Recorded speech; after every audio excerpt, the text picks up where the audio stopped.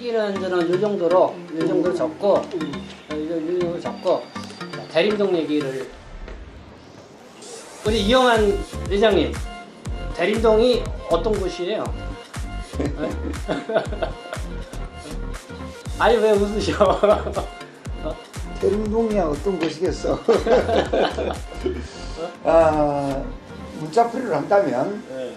클 대자에다가 수풀림자인데 왜 도림촌일 때는 이게 참외밭이었고 무슨 억새가 자라고 조그만 겨울물이나 지나가는 곳이었는데 이게 중국 동포들한테 약 지금으로부터 15년 전에 클 대자고 수풀림자는 우리가 발전하는데 아주 길상인 문자로 되어 있는 곳이다.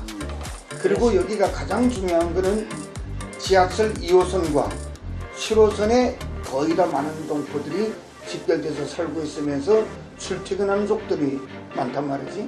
그러니까 여기가 아파트가 기본상 없고 전부 다 반지하와 옥상에 있는 3층 빌라로 된 건물들이 위주니까 딱 맞춤하게 중국 동포들의 심리에 맞게 비싸지 않는 대림동, 여기 와서 교통이 10분 편리한 곳에서 우리가 마음껏 먹고 즐길 수 있는 동포들이 많이 모일 것이라고 판단하고 하나 둘 모여들기 시작해서 하나의 그림을 이룰 수 있는 동포 밀집 지역, 대한민국 89만 명에서 가장 중요한 집거 지역으로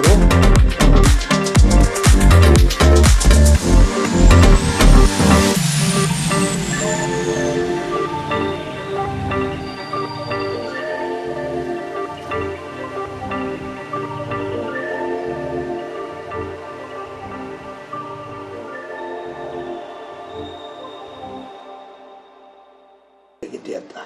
이렇게 판단할 수가 지금 있어요. 뭐 강남보다 더 비싸다며. 비싸고 싼 거를 떠나서 사람이 원래 아무 곳에나 그렇게 많이 모이다라고 모이게 되면 그러잖아요. 그 다음에 시세는 올라가게 되는 것이고 부동산도 따라서 값이 점점 시장은 올라가게 그래. 되는 거예요.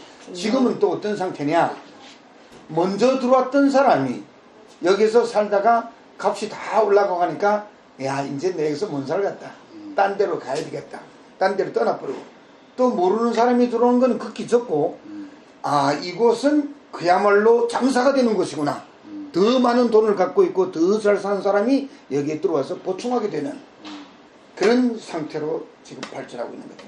발전하고 있는 거예요 지금? 아직도 발전할 수 있는 공간이 있다고 봐야 되고 네. 여기 부동산 하는 이런 사장들하고 내가 자주 만나서 많이 실사조사도 해보고 설문조사도 하고 취재도 해보고 하면 상당히 많은 사람들이 빠졌다고 한다고. 그럼 얼마만큼 빠졌습니까? 하면 약 4분의 1, 3분의 1 이런 소리가 난다고. 그 빠진 사람 자리에는 한국 사람이 들어오는 겁니까? 아니요.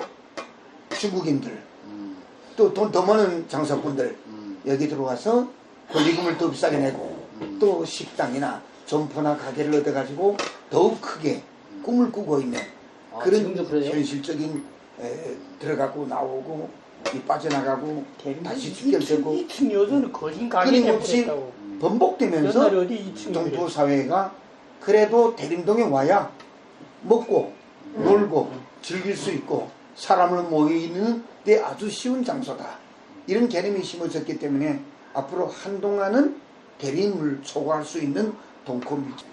대림동에 대해서.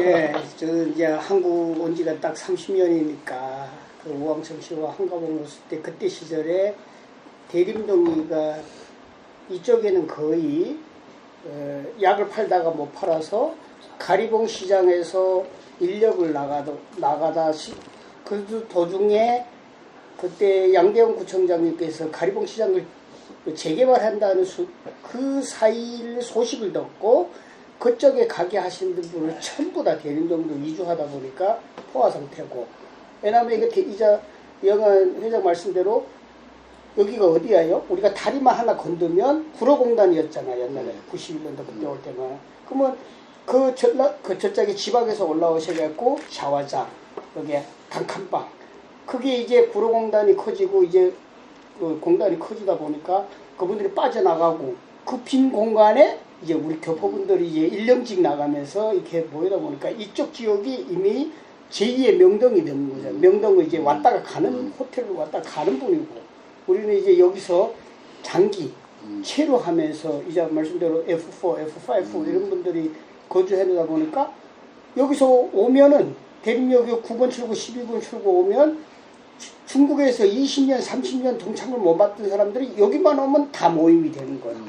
제주도에서 여기만 오라 그러면 잘 와요. 네, 여기가 장례식장부터 결혼식, 돌집이 다 있는데 요즘에 이제 참 이런 밀집 지역이 이 코로나 덤덤이 사태로 인해서 사람들이 이제는 가게들도 가게세도 심지어 70만 원짜리가 200만 원까지 올랐으니까 더 이상 버틸 수가 없으니까 이제 집세 쉽게 말하면 월세를 한 달에 4, 50만 내던 사람들도 이제는 한국에서 10몇 년, 20년 하다 보니까 저기 부천이나 소사 그쪽으로 가서 어차피 이자 40만 원 내느니 내가 아파트라도 한 채 사고 그래서 저기 이자 내면 되니까 지금 그런 쪽으로 지금 많이 그쪽으로 이동하는 게 보여요. 그러니까 이제 회장님 말씀대로 빠져나간 사회는 그래도 경제력이 조금 있는 사람들이 그 발을 이제 또 채우기 시작하는 거야. 들어오고 그러다 보니까 지금 여기 아샹포 같은 경우도 벌써 지금 요 아래층에 있던 건데 벌써 저기 가서 샤브샤브 해가지고 벌써 2개를 먹었더라고요.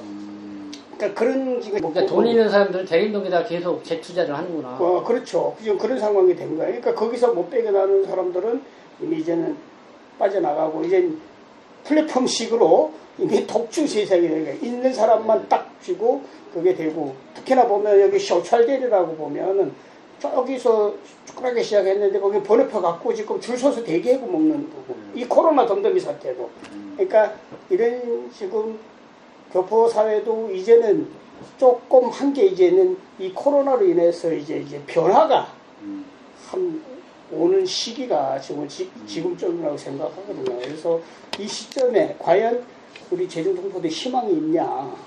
그러면 과연 지금 좀 막 코로나 때문에 갈 데 없으니까 마장판에도 많이 가 있고 참 그래서 한국 사회에서는 여기를 갖다가 범죄 도시로 갖다 밀어붙이고 오늘 동포가 범죄율이 그렇게 적은데도 아직도 그거를 막 영화를 찍어가지고 그거는 진짜 우리로서도 정말 선배로서도 진짜 이거는 안 맞다고 생각하는데 과연 우리 스스로가 이제는 단합이 돼서 똑같은 세금 내고 이 나라 국민이 돼서 이제는 같이 해볼 때가 다 해봤으니까 이제는 새로운 또 우리 미래 재단에서 이런 거를 방향을 다시 성립을 해서 이 대림동이 동포들이 근거지는 됐어요. 앞으로도 이 근거지가 역사에 남을 테고 계속 근거지로 돼 있을게요. 제 얘기처럼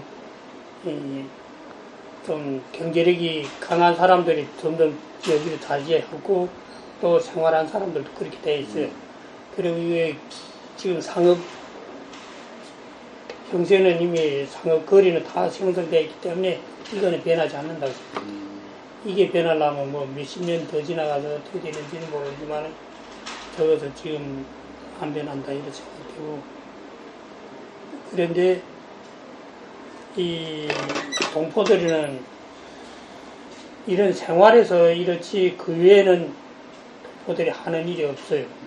특히 이게 단체나 하는 데서는 대림동에 대해서 중시도 없고 뭐 단체에서의 대림동을 위해서 뭐 하겠다 이런 것도 없고 여기가 지금 우리 동포들이 보여진 한계인데 이 한계를 극복하고 어떻게 해결하려면 정말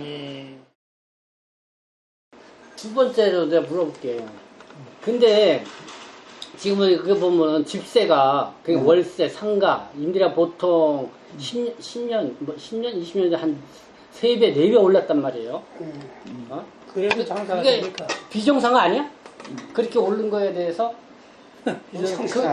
대림동만 비정상으로 올랐다고 하는 것은 어불성설로 말이 안 된다고 보지만 또 어떻게 보면 대림동이 대표 성적을 띌 수 있는 그런 근거는 되어 있습니다만은 10년, 15년 전에 그때 모였던 동포들은 어떻게 보면 한국에서 비주류, 별로 잘 살지도 못하고 한국 생활도 짧고 처음에는 모르고 대림동에 왔을 때는 200만, 300만 원의 집을 얻었고 월세가 20만, 30만 원으로 들어왔던 것입니다. 근데 지금부터 10년이 넘었고 15년 넘어서 대한민국의 부동산이 부풀돼 가지고 끊임없이 올랐다 내렸다 이제 널뛰기를 하는 데에다가 이 대림동에 있는 동포들이 여기 있는 한국 분들은 데서 이 집을 임대를 받으면서 들어오면서 이분들도 전국을 보러 보기 때문에 할 수 없이 가격을 올리게 된 거예요. 그래서 20만 원, 25만 원. 그렇게 가격이 오르게 되는 원인이 뭐예요? 25만 원이 30만 원. 이렇게 오르다 보니까 비정상적인 상태가 대림에서만 발생한 게 아니고 서울 전체에서 발생되는데 각별히 대림동에 수요를 초과하는 사람들이 몰려오다 보니까 딴 데보다 좀 더 많이 올랐다 하는 거는 이제 찾아볼 수가 있는 길로가 있고 처음에는 완전히 지금 우리가 이런 게 없었죠. 과거에 500만 원, 600만 원 가지고 들었던 집이 1000만 원 올라가고 한 달에 50만 원, 60만 원 월세를 내게 돼 있단 말이죠. 그러니까 여기에서 더 배겨내지 못하니까 경제기반이 약한 사람들에서 떠나게 되고 대신 가게를 하고 사람 많은 곳에서도 돈을 벌어야 되는 이런 업주들은 이쪽에 더 많이 찾아오게 되니까 가격이 올라가는 걸 부추긴 꼴이 되는 거예요. 그래서 대림동은 서울 전역에서 보면 가장 부동산 매매가가 높은 곳으로 이렇게 큰 변화 모습을 보이고 있다. 불정상이지만은 어차피 대한민국에서 다른 곳과 맥락을 같이 하는 이 대림동 뭐 그 별도로 이렇게 가격을 낮추거나 우리가 말하는 정상으로 갈 수가 없죠. 당연히 같이 올라가고 또 비정상 쪽으로 가게 되어 있고. 그러니까 아까 김일남 선생님도 지적을 했지만은 대림동이 중국동포의 어쨌든 중심 상권도 형성하고 중심체 역할을 하고 있지만은 단체나 뭐 상인연합회라든가 뭐 이런 게 지금 형성 안 돼 있잖아요. 안 됐죠.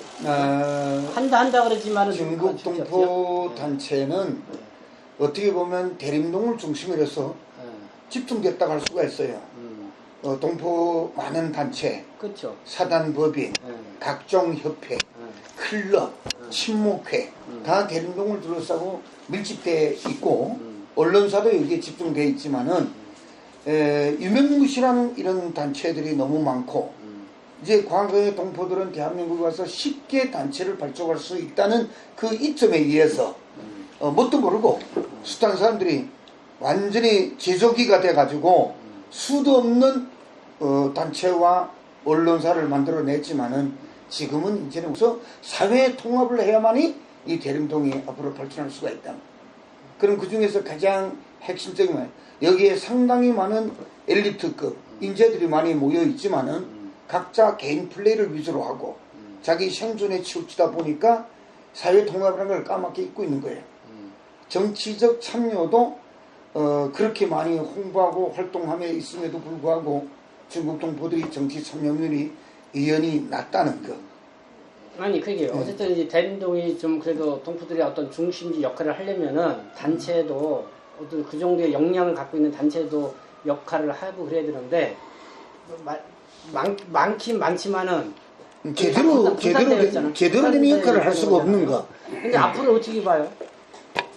이쪽에서 지금 보게 되면 대한민국의 정체성적인 이런 맥락으로 봐서 대림동의 사회 치안은 현저하게 변모되었다고 보고 그 중에서 국제 범죄 예방 이런 자치위원들 하나의 팀을 조성해 가지고 정말 길거리 밤 토요일 일요일 또 평상시 이렇게 많은 사회 치안 활동에 참가하고 있고 그 다음에 영등포 자율방범대도 2동 3동에서 열심히 활동하는 것으로 되어 있고 그래서 사회 치안과 환경 위생 조건이 현저하게 개변이 되었음에도 불구하고 아직까지도 이쪽에 있는 경제단체 정말 특별히 뭐가 나고 중국 동포 사회를 이끌 수 있는 리더십이 충분한 이런 단체나 경제인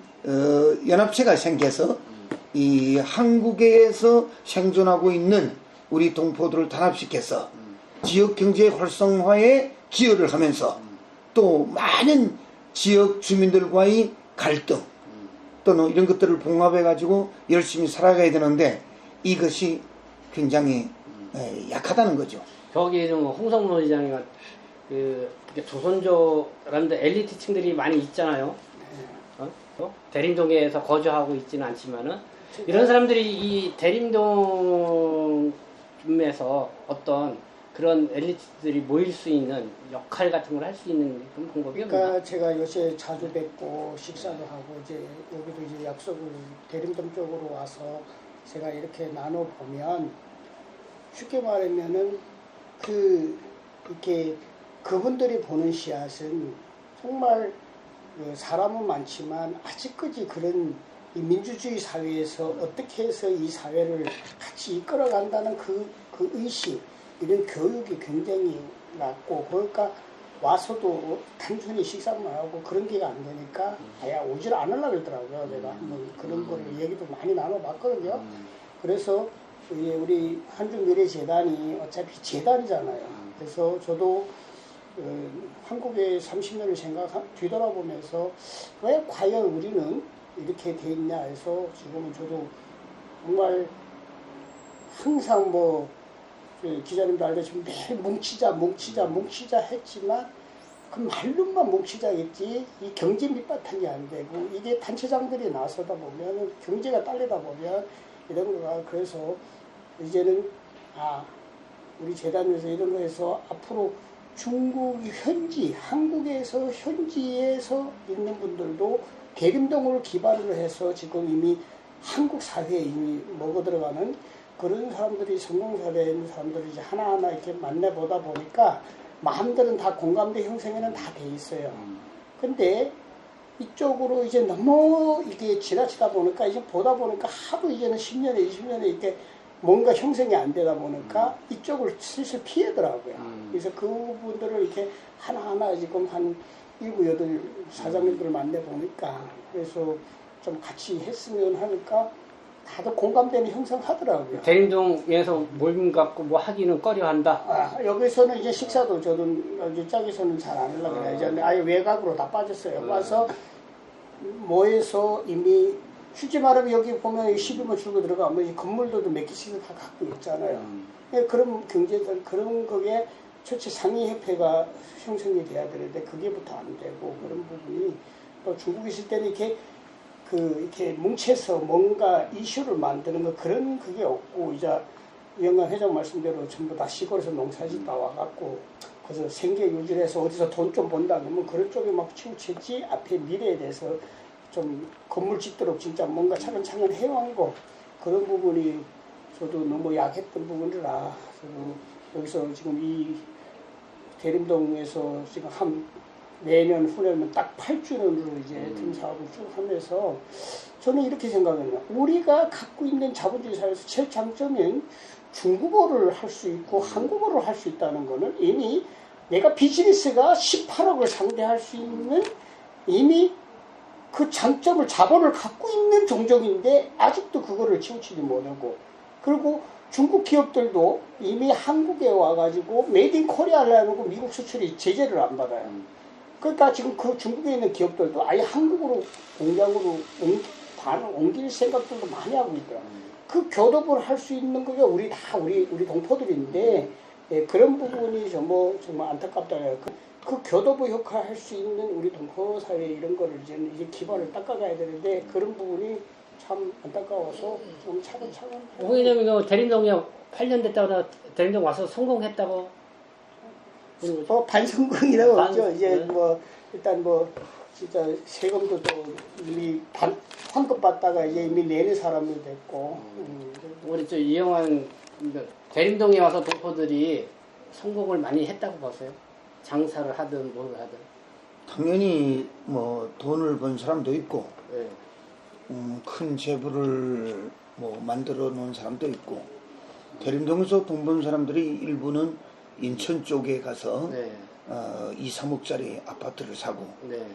애들을 유학 공부를 시키고 미국, 캐나다, 호주로 보내고 또 중국에 있는 애들을 데려와 가지고 이쪽에서도 상당히 주류 사회에 편입할 수 있도록 많은 노력을 들이는 그 부분은 우리 동포사회의 그 우점이자 또 발전됐다고 하는 증빙이 될 수가 있겠다고 보고, 그럼에도 불구하고 아직까지 수많은 인재들이 여기서 포용돼서 어떻게 하면 대림동을 동포사회를 더 사회 통합을 이뤄서 우리 목소리도 내고 한중 간의 우호 증진과 문화, 경제, 교육 여러 방면에서의 교류에 앞장서는 이런 역할을 해야 되는데 어떻게 보면 좀 안타까운 부분도 굉장히 많고 단체로 말하면 거의 다 쉐블릭이나 개인 플레이가 위주고 집단적인 목소리를 내지 못하기 때문에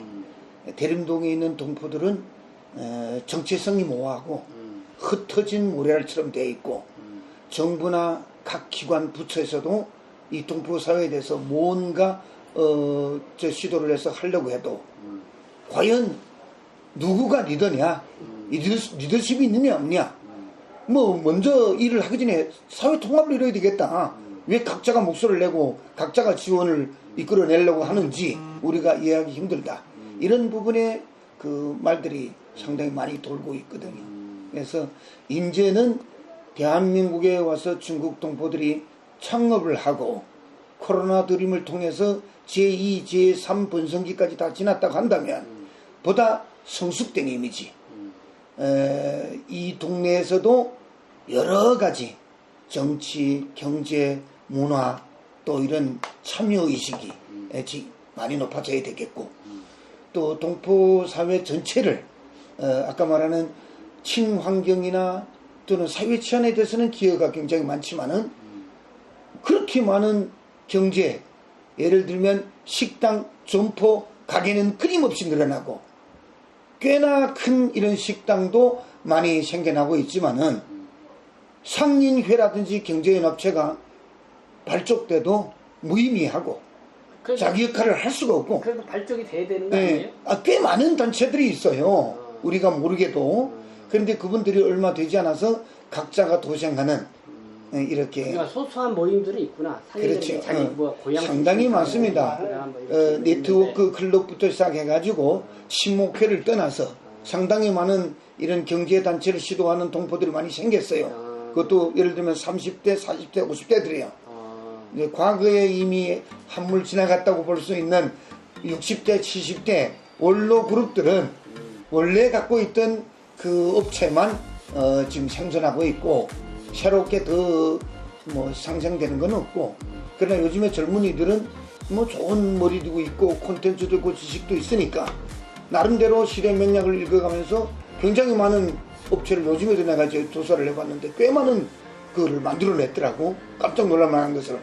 그런데 거기에 멀지 않으면 동포들이 흩어지는, 또 퇴출하고 쇠퇴하는 길을 가고 있는 것이 별로 바람직하지 않다, 이런 생각인데, 대림동에서 중국 동포들이 탄탄한 입지를 자랑하면서 이쪽에서 주류 사회를 이루면서 많이 일을 하려면 반드시 중국 동포 단체, 언론인 협의회가 빨리 발족이 돼서 하나로 묶여서 크게 활동을 하고 넓게 생각하고 천천히 앞을 보면서 발전해 나가지 않겠는가, 이런 생각이 많이 듭니다.